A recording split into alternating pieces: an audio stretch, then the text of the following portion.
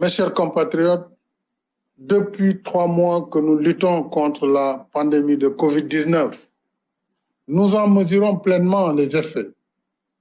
Par les êtres chers perdus, nos malades hospitalisés, notre vie sociale et notre économie profondément perturbées. Malgré toutes ces difficultés, nous devons rester debout, combatifs et compter sur nos propres forces d'abord, dans une lutte sur 2 fronts, celui de la santé et celui de l'économie. Voilà le défi qu'il nous faut désormais relever.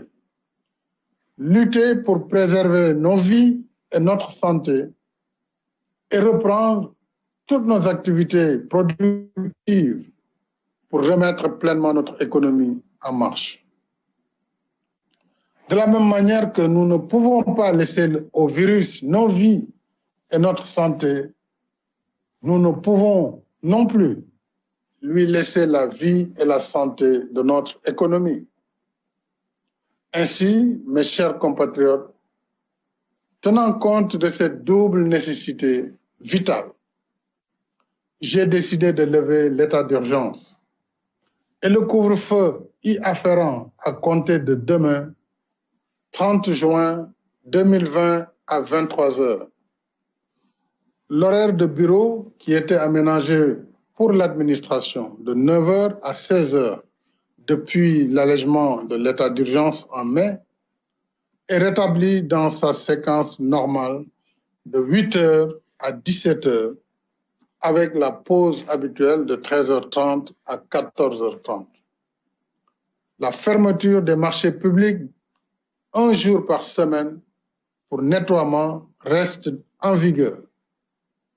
En raison du risque élevé de propagation du virus qu'il présente, les lieux accueillant des activités de loisirs à huis clos resteront fermés.